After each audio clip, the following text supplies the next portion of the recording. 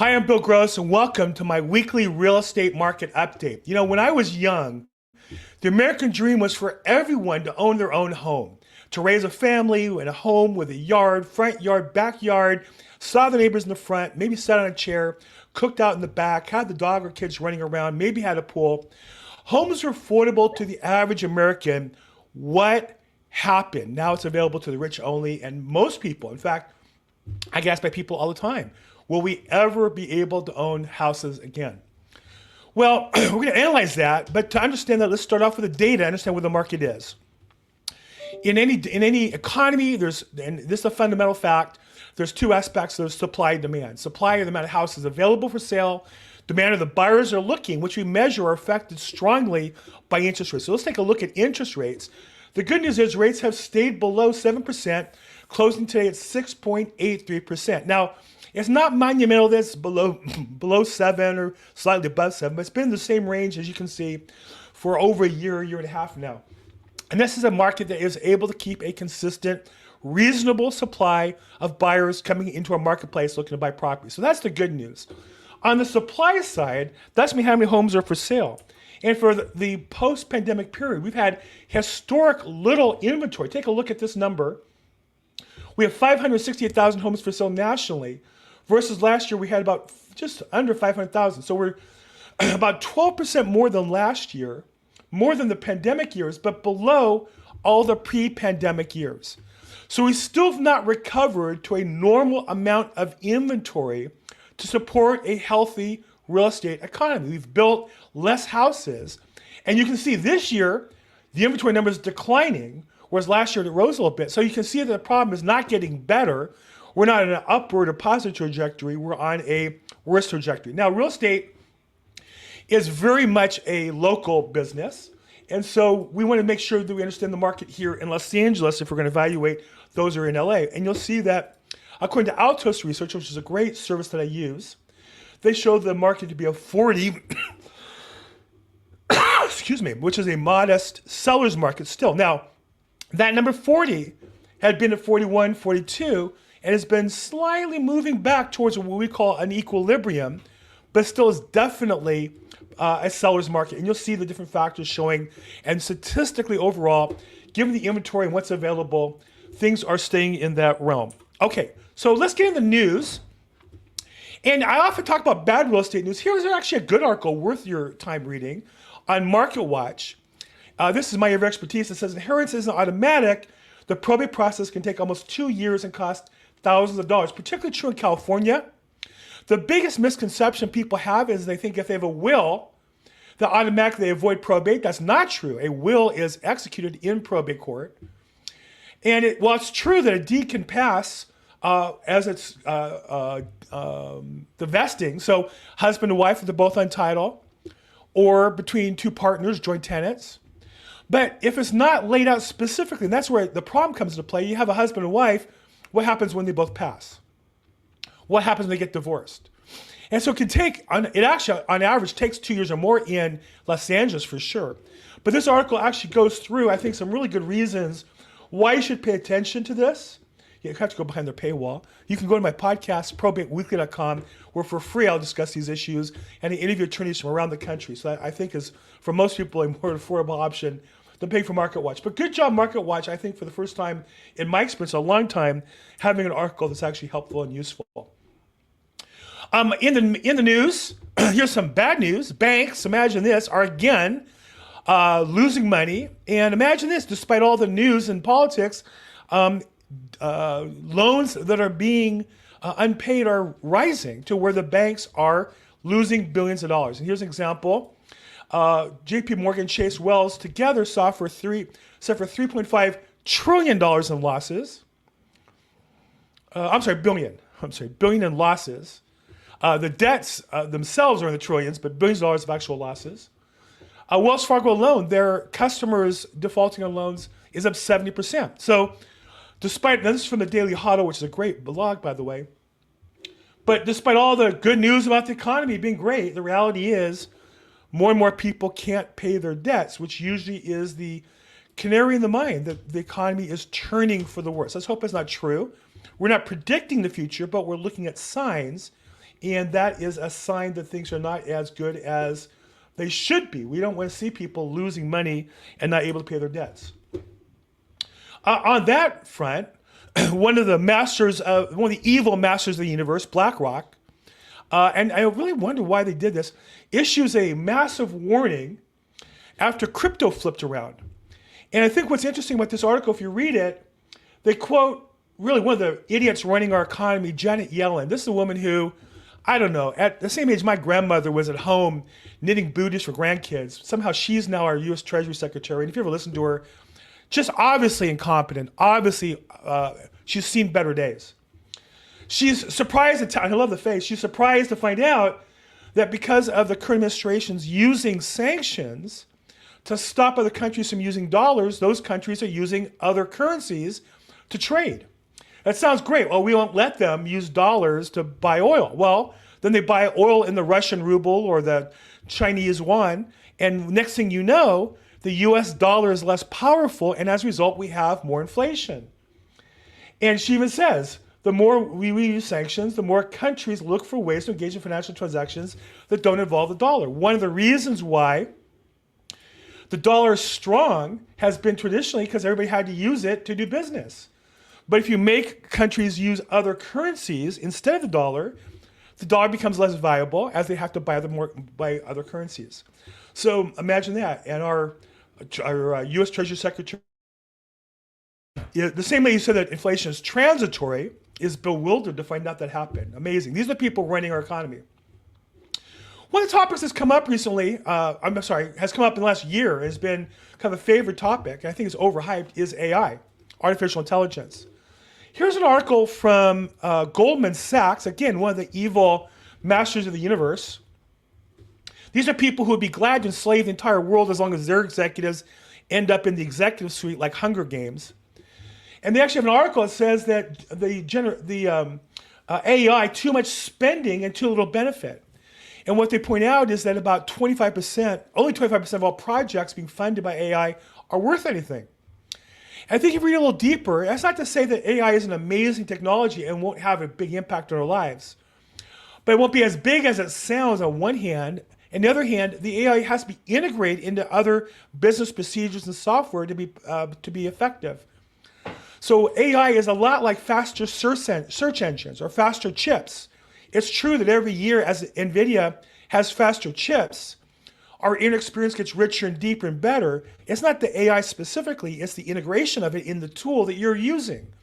So when you use a website, you may or may not know it has AI behind it. That's really what's happening. Yet, companies want to flex their muscles and brag about their involvement with AI because somehow that's become kind of a sign of, it's kind of like wearing fancy jewelry. You know, AI companies will brag about their AI chops when the goal is to have a better customer experience, a better service one way or the other. So of course, the companies I think are destroying our real estate industry, the large corporations want to do that. Redfin's in on the game, introducing Ask Redfin, an AI-powered tool to quickly answer questions. Well, we used to just call that a question box. We used to call it a search box, and now it has AI behind it. So somehow it's going to be a lot better. I don't know. These guys have more powerful tools to destroy our business with.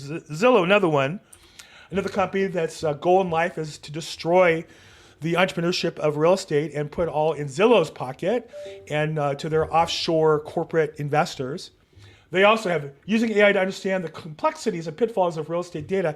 This is a company that regularly, in past episodes of this show, I've shared with you how they are more of a political organization than they are a business organization. And their goal more is about destroying realtors and controlling the market as a monopoly. Think of them as the Google of real estate or the Amazon of real estate. They want to destroy all the companies that are competitors, that are paying taxes, and are owned by entrepreneurs and take that control for themselves. So again, AI, powerful tool. We should all be aware of it and use it properly. But they're hyping it because it gets investors excited investing in them rather than actually focusing on using it as a way to service your customer. Okay, in the That Makes Sense department, Elon Musk shared this week one reason why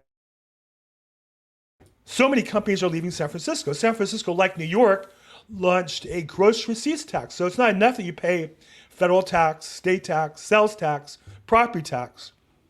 and a million other taxes and regulations. But San Francisco, like New York, has a gross receipts tax, as does LA.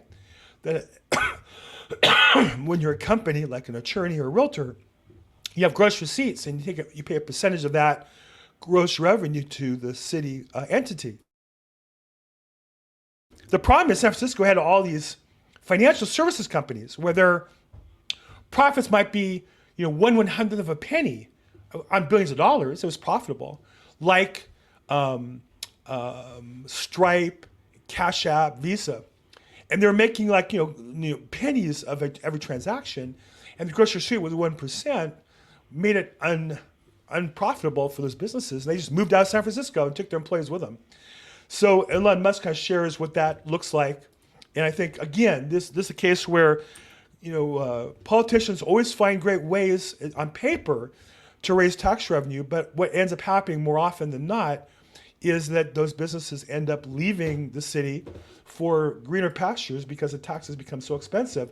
Same true with the mansion tax here in Los Angeles, where it sounded good to tax all the rich, but the rich just decided to stop selling their mansions. As a result, less sales, less revenue to the county and city, not more.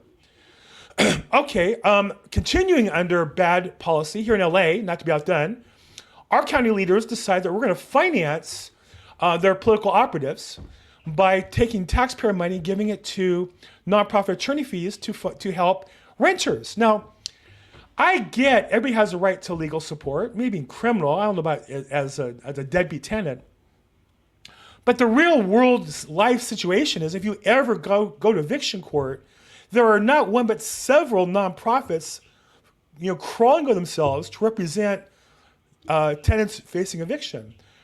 In my experience, tenants have always had access to sufficient, free legal services. But what the politicians figured out is those people are very progressive and are aligned with their political interests.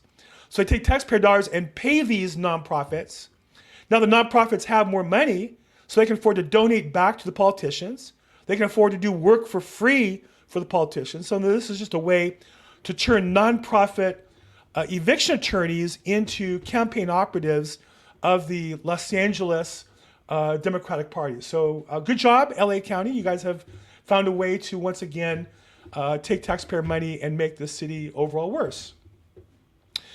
Another global effort in that area is demonizing mom and pop landlords. And so what's happened is you give money to all these attorneys to empower deadbeat tenants. Well, who can afford to rent property? Well, you have to have more properties so that when one goes into eviction, and maybe you have 10, the other 9 still pay rent. If you only have one, if you're a mom and pop landlord, and that's your retirement income, and you have a deadbeat in one of your properties, you obviously have serious financial problems and lose your property. And so increasingly, the only landlords that can survive have 10 or more properties. And so now cities are turning on those people, calling them bad corporate, and lamenting the days back when they had the kindly mom and pop landlord. This is Business Insider, which is really a propaganda machine for our political system. And so now what they're trying to do is make the corporate landlords bad while advocating the destruction of the mom and pop landlords. And what that leaves, if you really follow the money, at the end of the day, the only people that they think should own property is the state or the county or the federal government. And so this is just these articles are nothing more than the part of the propaganda to turn over the entire real estate sector to the government, much like healthcare, where even though you go to a hospital, the hospital is limited by the rules from the federal government. And that's what's happening increasingly in real estate, particularly here in Los Angeles. Okay, under continued bad news by bad policies in California, 2 of our most prestigious corporate headquarters are leaving. 2 of the companies that we should be most proud of, I think, are SpaceX and Tesla. And they are both moving their corporate entities out because of the new laws passed in California that are going to make families turn over the sexual identification to the schools. Schools now no longer need to tell parents about children who are suffering from dysphoria. And as a result, there are people who don't want to send their kids to public school and find out their kids 3 years ago began a transition and are on drugs. And as a result, Elon Musk, and I'm sure he's not the only one, is deciding to move his companies out of California, the headquarters at least. And I think we're going to find there are many other companies that aren't going to expand and or similarly not relocate here because of that reason.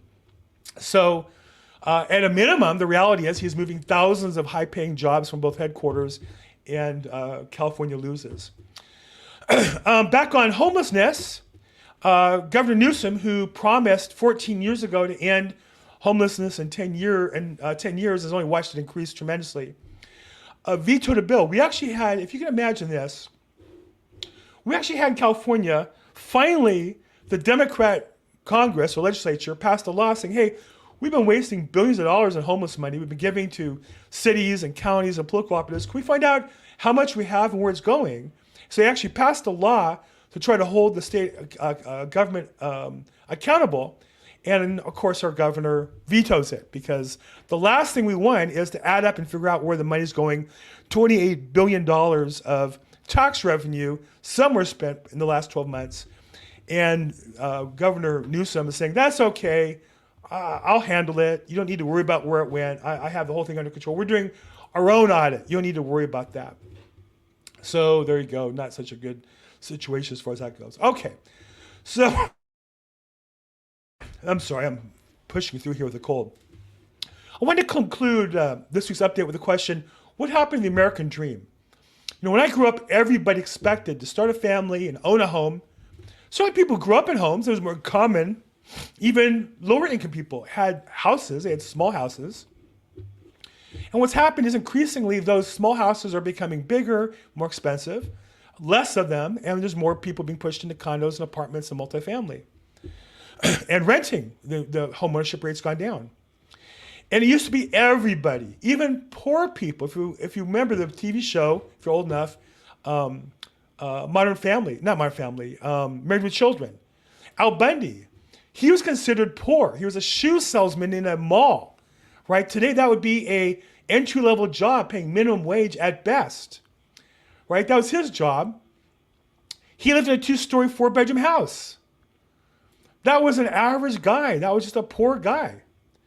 And now, that's not possible. Now, the average American can't afford to buy even a small 3-bedroom house, single story. What's happened? Well, I've watched it happen.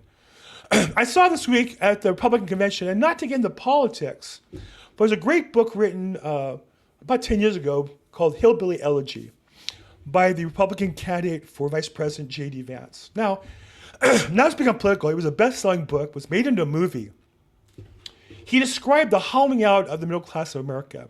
And he wanted just to play a little bit of his speech because I think he really nails the process. I watched this happen. And as a result, I think he describes in about 1 minute the actual, how we went from where we were to where we are today. Let me see if I can get this to play here real fast. Months ago, I heard some young family member observe that their parents' generation, the baby boomers, could afford to buy a home when they first entered the workforce. But I don't know, this person observed, if I'll ever be able to afford a home. The absurd cost of housing is the result of so many failures, and it reveals so much about what's broken in Washington. I can tell you exactly how it happened. Wall Street barons crashed the economy, and American builders went out of business. As tradesmen scrambled for jobs, houses stopped being built. The lack of good jobs, of course, led to stagnant wages. And then the Democrats flooded this country with millions of illegal aliens. So citizens had to compete with people who shouldn't even be here for precious housing. Joe Biden's inflation crisis, my friends, is really an affordability crisis. Okay, so I would take out the word Democrats and say both Republicans and Democrats. This is a political speech. But what I witnessed in my lifetime, I've been in real estate since 1986, is exactly that process. I remember going to a Fannie Mae housing conference in Chicago in about 2000. It was sick.